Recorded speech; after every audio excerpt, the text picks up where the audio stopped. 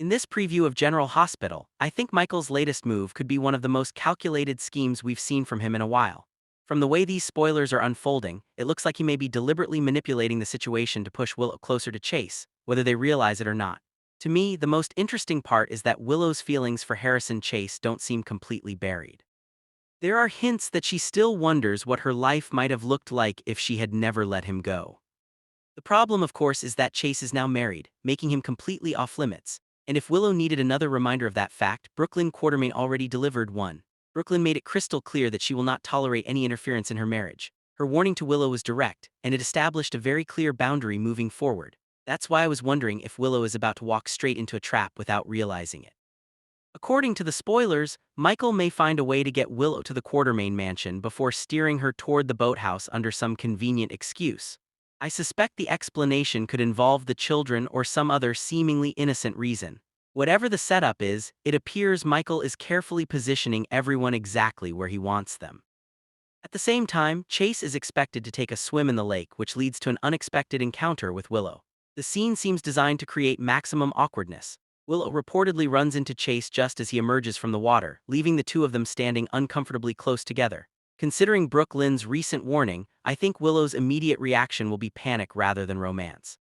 She may become hyper-aware of how the situation looks and worry about what would happen if someone witnessed the moment.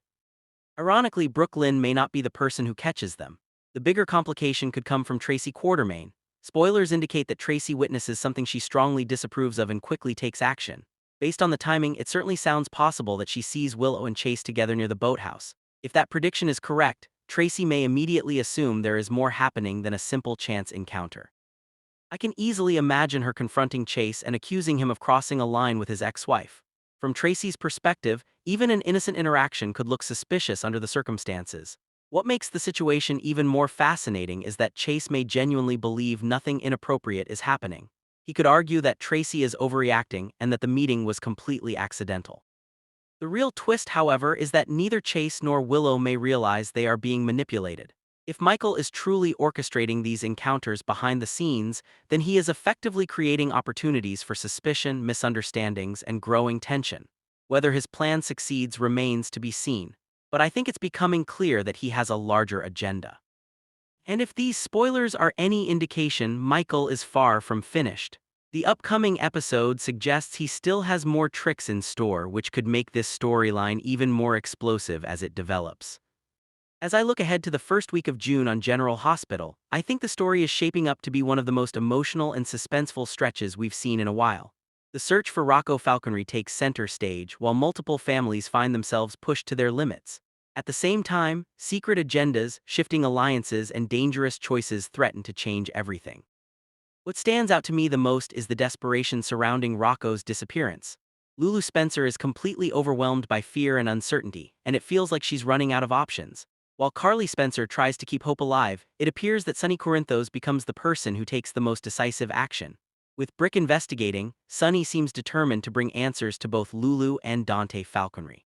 The big question is whether those answers will finally lead them to Britt Westbourne and Rocco.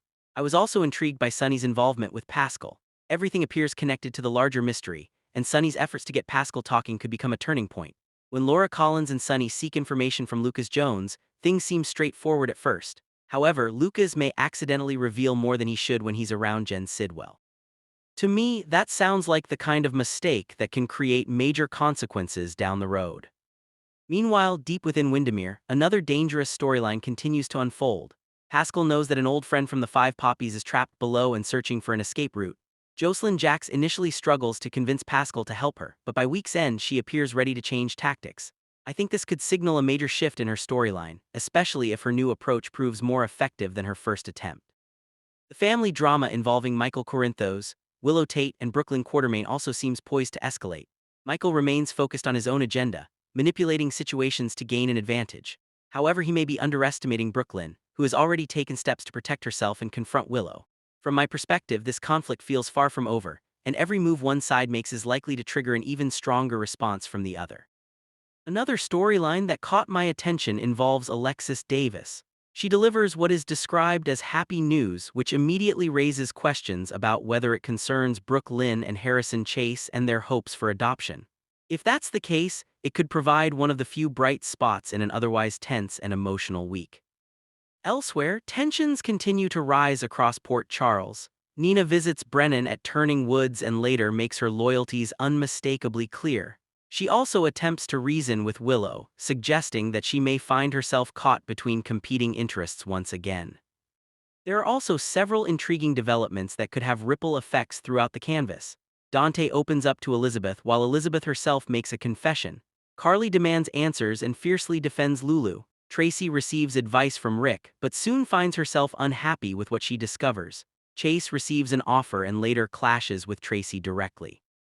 On the more mysterious side of things, Callum delivers grim news, Sidwell is blindsided, and Lucas worries he may have revealed too much. Nathan receives a tempting offer. Ethan is warned about potential danger and Ava directly challenges him. Brooklyn recruits an ally while Albrecht delivers a warning that could prove extremely important. Overall, I think this week looks like a classic General Hospital mix of suspense, family conflict, mystery, and emotional fallout. The search for Rocco feels like the story driving everything forward, but nearly every major character seems positioned for a significant turning point. Whether these developments lead to reunions, betrayals, or shocking revelations remains to be seen. But June appears ready to begin with major momentum. As I was looking through the latest spoilers, it seems like almost every major storyline is moving towards some kind of confrontation. Of course, spoilers can sometimes be misleading, so I may be right or wrong about where this is headed, but this is how I'm reading the situation. The biggest story, in my opinion, revolves around Jen Sidwell and the growing effort to take him down. It looks like Sonny Corinthos and Laura Collins are preparing a strategy designed to turn Pascal against Sidwell. What caught my attention is the possibility that Lucas Jones becomes more involved than expected. I think Lucas demanding a role in the plan could be important because it suggests this operation may become more complicated than Sonny and Laura originally intended. If the blackmail material becomes part of the discussion, Lucas could end up being a key player in removing Sidwell's leverage once and for all. At the same time, another anti-Sidwell movement appears to be forming. Tracy Quartermain and Brooklyn Quartermain are reportedly seeking help from Rick Lansing to push Sidwell out of deception. To me, this shows just how many enemies Sidwell has accumulated. When multiple groups are independently working against the same person, it usually signals that a major downfall could be approaching. Meanwhile, the hostage situation involving Jocelyn Jax sounds increasingly dangerous. Pascal appears ready to remind Jocelyn that she has very little control over her circumstances. I was wondering whether this story would slow down. But it seems to be escalating instead. What makes this interesting is that Pascal still appears motivated by revenge. If that's true, his actions may become more emotional and less strategic, which often creates opportunities for a captive character to fight back. Jocelyn has never been the type to simply accept defeat, so I'm not convinced she'll stay powerless for long. Another storyline that stands out involves Nina Reeves and Jack Brennan. Nina seems ready to argue that she is Brennan's best option for survival. From my perspective, this creates a fascinating alliance because neither character is operating from a position of complete trust. Brennan's secret remains incredibly risky. If the wrong people discover he is faking his condition, the consequences could be severe. Because of that, I can understand why he might consider working with Nina despite all the complications surrounding their situation. I think their scenes could end up being some of the most strategically important moments of the episode. On the family drama front, there appears to be growing emotional fallout involving Dante Falconry, Lulu Spencer, and Rocco Falconry. Dante's concern for Rocco seems to be bringing old emotions back to the surface. What really caught my attention is the suggestion that Lulu may begin confronting feelings she never fully resolved. If she admits that part of her still loves Dante, that could completely reshape the emotional landscape of this story. Whether those feelings are returned is a different question entirely. That's where Carly Spencer comes in. Carly has often served as a sounding board for people dealing with emotional confusion, so it makes sense that Lulu would turn to her now. I think Carly's advice could influence whatever decision Lulu makes next. Overall, I see this episode as a setup chapter for several larger battles. Sidwell is facing pressure from multiple directions. Jocelyn remains trapped in a dangerous situation. Nina and Brennan are weighing a risky alliance, and Lulu appears to be confronting emotions she may have buried for years. If these spoilers are accurate, Monday's episode could quietly lay the groundwork for some major developments throughout the month. When I look at the latest developments on General Hospital, I can't help wondering if Jason Morgan is going to come back as a very different man than the one who left. Jason made the ultimate sacrifice when he refused to let Rocco Falconry take the fall for shooting Ross Cullum. Instead, Jason accepted the blame himself and ended up being taken away by the WSB. What really caught my attention was what Jack Brennan revealed afterward. According to Brennan, Jason was transported to a black site in Jakarta. He painted a grim picture suggesting Jason would be living under brutal conditions and even implying that Carly Spencer might never see him again. At the same time, Brennan made it clear that Jason is considered too valuable to simply eliminate. That detail makes me think there could be much more happening behind the scenes. For quite a while now, the show has been exploring the darker side of the WSB. Because of that, I was wondering if Jason's captivity is about more than punishment. Maybe I'm right, maybe I'm wrong, but it feels possible that the WSB could be trying to reshape him into something more dangerous. The idea of brainwashing or psychological conditioning certainly wouldn't be out of place given the direction the story has taken. Of course, nobody really knows what is happening inside that Jakarta facility. Brennan suggested Jason may have been thrown into some miserable prison-like existence, but the reality could be even worse. Whether he's being manipulated, tortured, or simply forced to survive under unimaginable conditions, it's hard to imagine him returning home unchanged. To me, the most interesting possibility isn't what happens to Jason while he's gone. It's what happens after he comes back. Even someone as resilient as Jason has limits. Months of isolation, trauma, or abuse could leave lasting scars. If the writers go in that direction, Jason might return struggling with emotional wounds, PTSD, or a complete disconnect from the life he once knew. He could find it difficult to reconnect with the people who matter most to him, not because he doesn't care, but because he no longer feels like the same person. That could create heartbreaking complications for Danny Morgan, who has already faced more than enough uncertainty in his relationship with his father. Watching Jason's struggle could leave Danny feeling powerless all over again. There's also the question of Britt Westbourne. If Britt eventually finds her way back to Jason, their reunion may not be the fairy tale some fans are expecting. A damaged Jason might convince himself that he can no longer be the man Britt needs, leading him to push her away despite his feelings. I think that kind of emotional fallout could provide far more drama than a simple rescue and return storyline.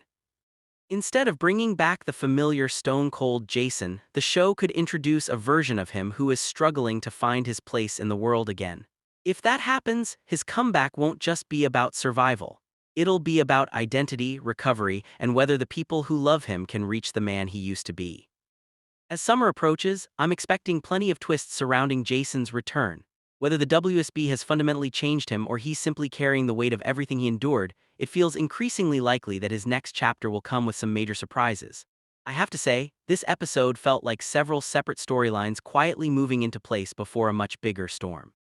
While not every scene delivered a major shock, I think the developments surrounding Delilah, Brooklyn, Chase, and Willow could have serious consequences down the road.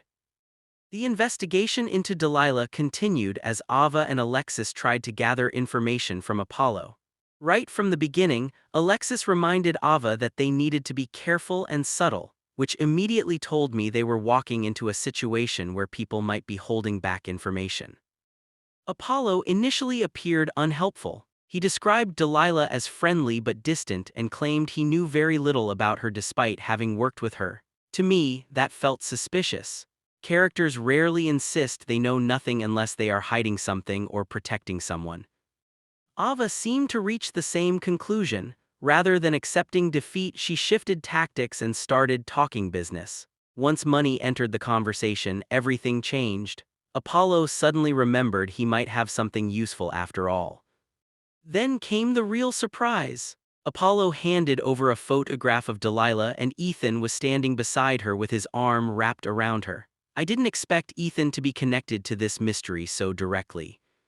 The photo raises all kinds of questions. How close were Ethan and Delilah? Was their relationship personal, professional, or something much more complicated?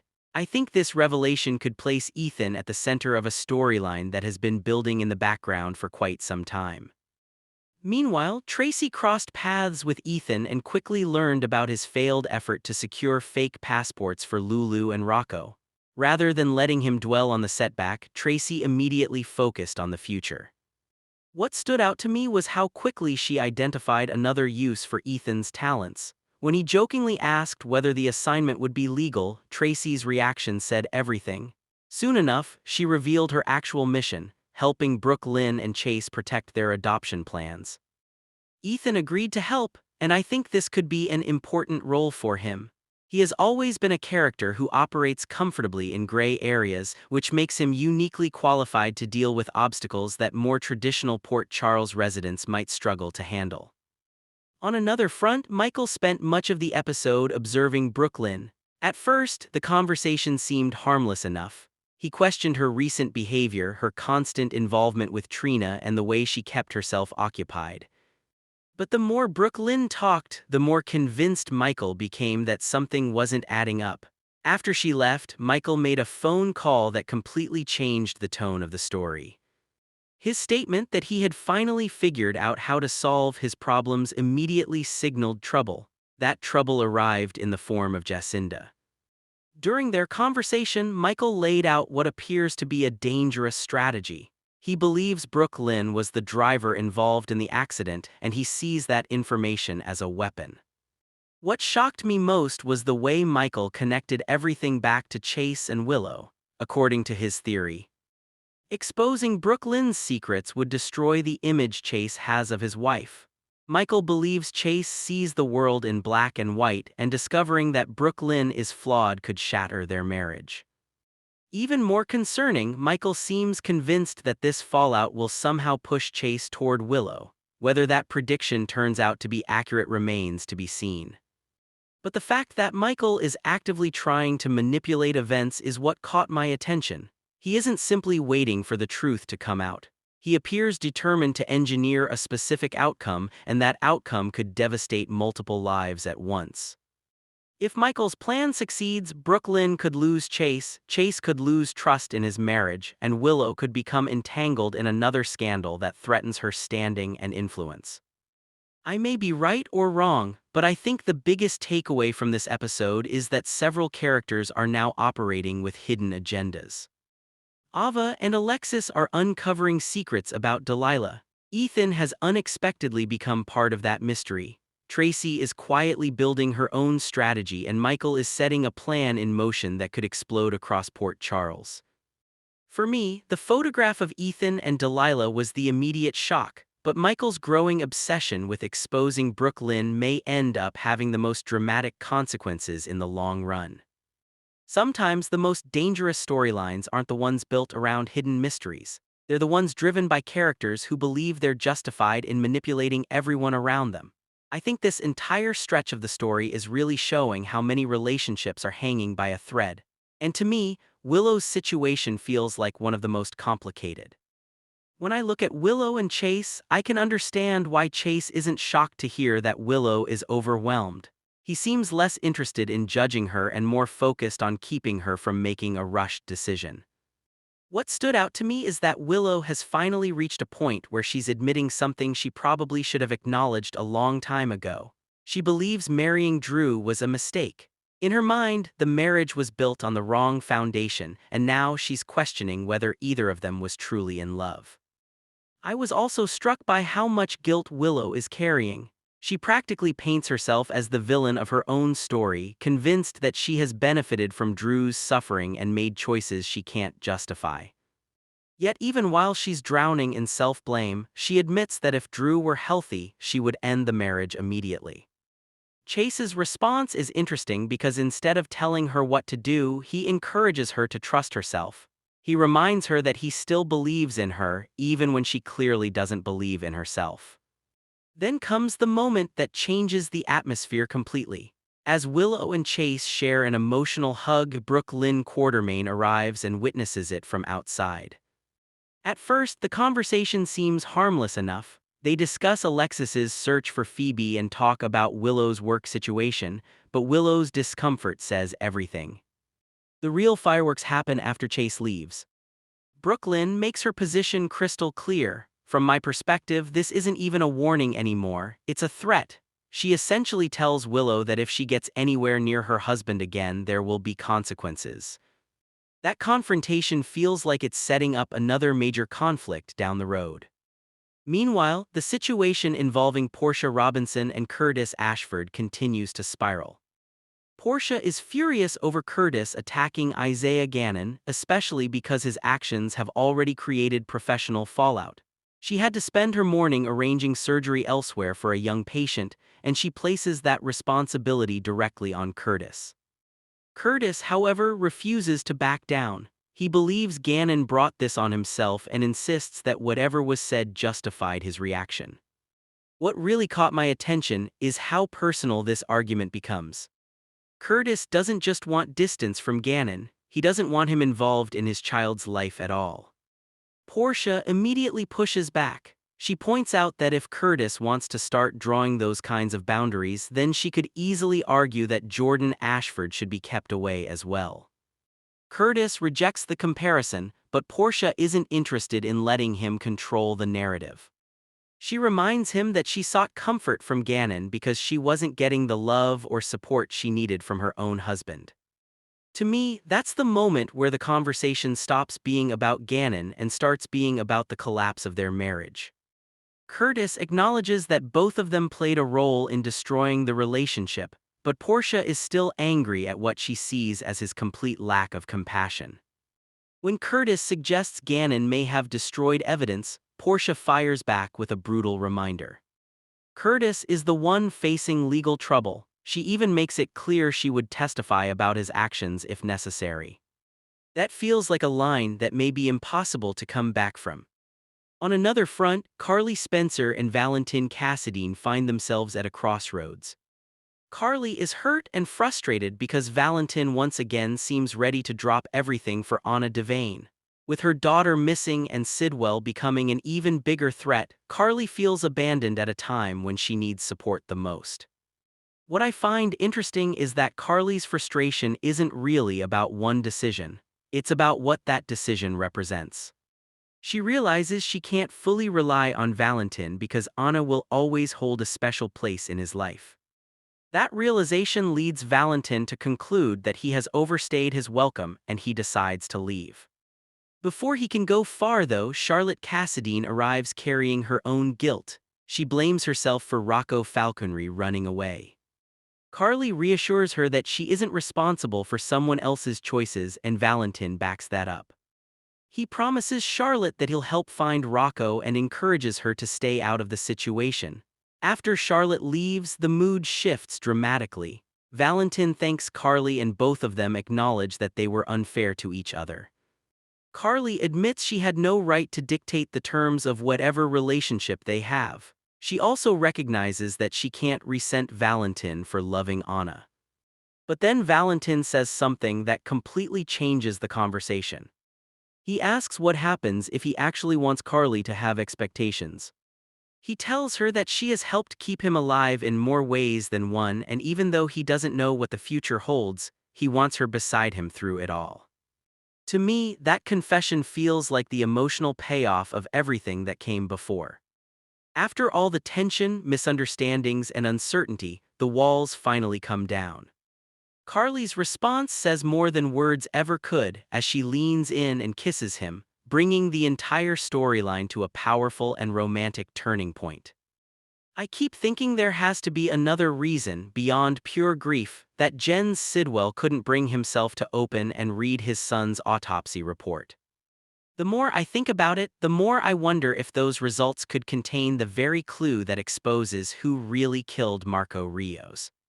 On General Hospital, viewers know that Marco was murdered by Ross Coulson, the deceptive director of the European WSB and a dangerous double agent. Marco's crime, at least in Coulson's eyes, was taking 2 vials of Britt Westbourne's experimental Huntington's treatment so it could be reverse-engineered. Marco ultimately passed those vials to Lucas Jones so they could reach Britt. But Coulson was already closing in. After Lucas met with Britt on the pier, Coulson appeared, determined to stop the medication from getting into her hands. In the process, Marco lost his life. What stands out to me is that some key pieces of evidence never seemed to surface. The knife used in the attack disappeared, and so did Marco's cell phone. Neither item appeared among the evidence connected to the shooting investigation. On top of that, Dante Falconry reportedly had certain files destroyed to protect his son, Rocco Falconry. That makes Sidwell's decision to request the autopsy report even more interesting. An autopsy in a murder case would contain far more than a simple cause of death. It would likely detail the nature of Marco's wounds, the depth of the injuries, the probable type of weapon used, and forensic observations about how the attack was carried out. There may even be photographs or diagrams documenting the damage.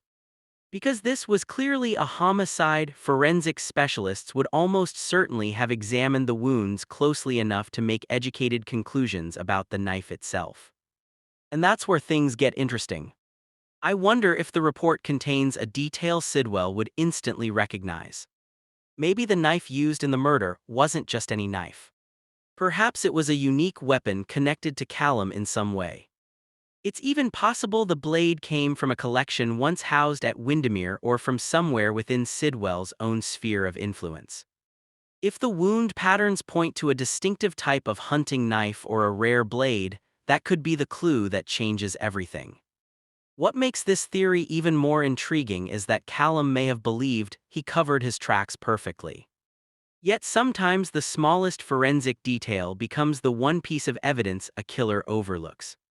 So, while Sidwell may be avoiding the report because reading it would force him to relive his son's brutal death, I think there could be another reason the story is heading in this direction.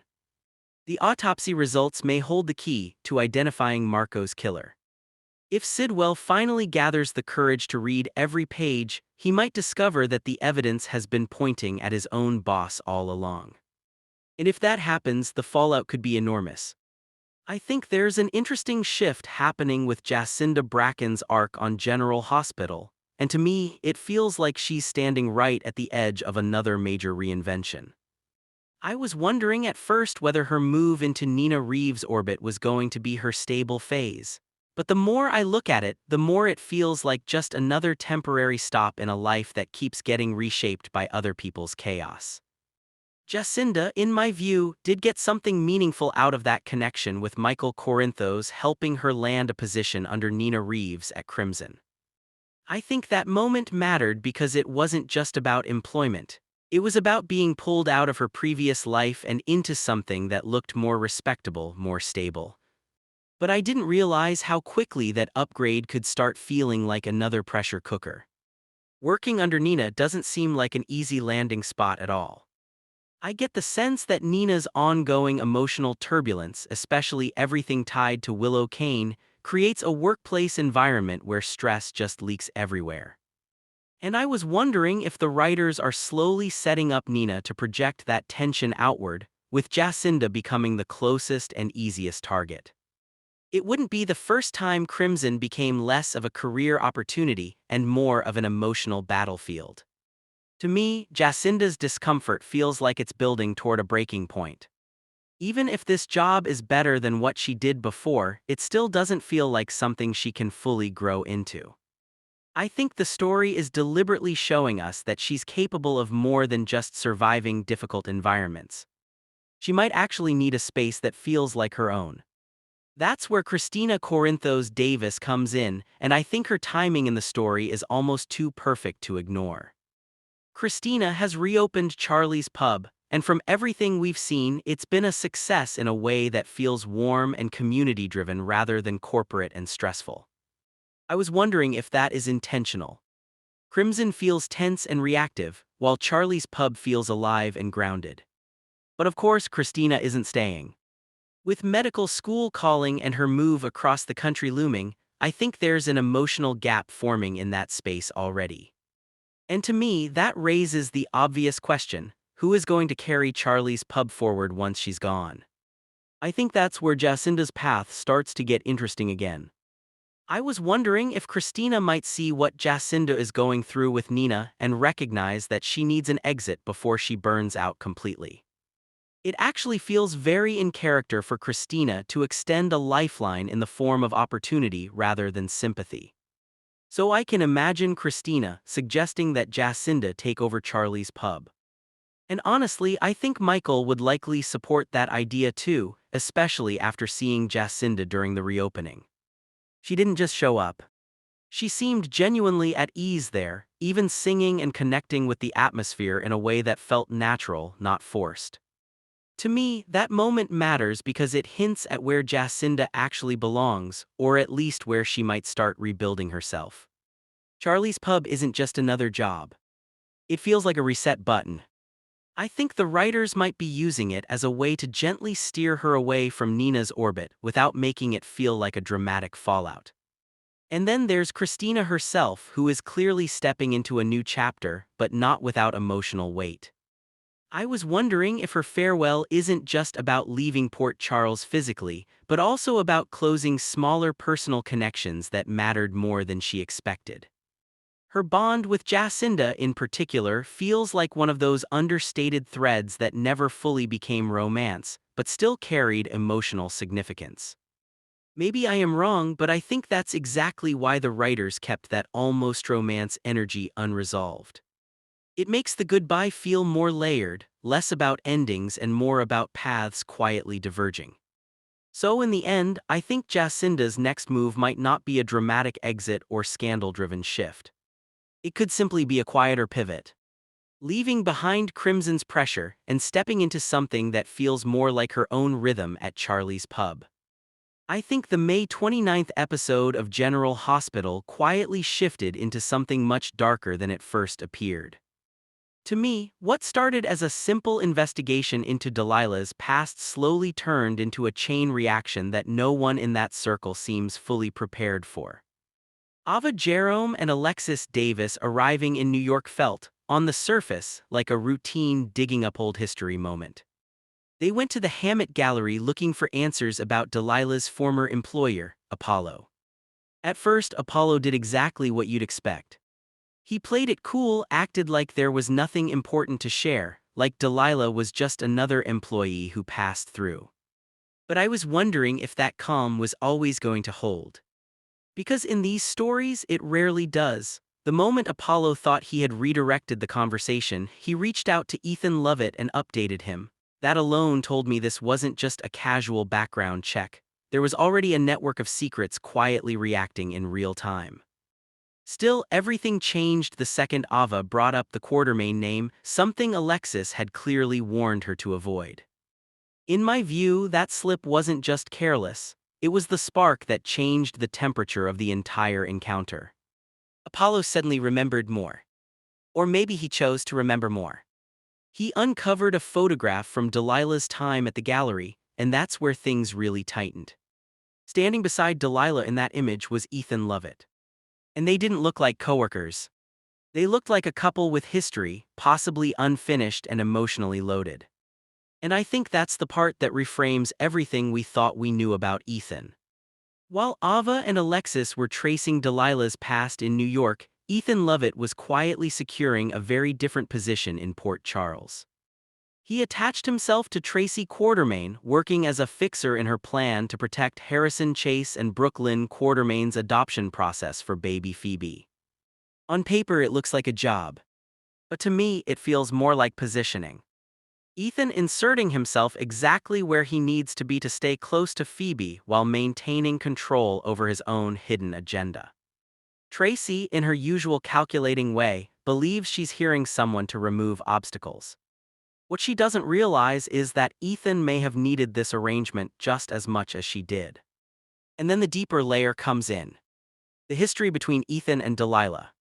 I think the key detail here isn't just that they knew each other, but that Ethan once sent Delilah to Port Charles specifically to keep her safe. That suggests danger. Real danger. Something unresolved. And when he later learned of her death, it clearly hit him harder than anyone around him understood. So now I'm left wondering, was Delilah running from something or someone? What makes this even more precarious is how easily Apollo handed over information once the Quartermain name entered the conversation. That tells me there are still active pressures around the secret. Pressures that react fast when the wrong names surface. If Apollo could crack that quickly, then Ava and Alexis may already be visible to whoever Delilah was hiding from in the first place. The more people who start connecting these dots, the more unstable everything becomes. Not just for Ethan Lovett, but for Ava Jerome, Alexis Davis, and anyone standing too close to the truth. And I think that's where the tension really sharpens. Spoilers hint that Ava is going to challenge Ethan directly. And if that confrontation happens, it won't just reopen old wounds. It could expose everything he's been trying to keep buried.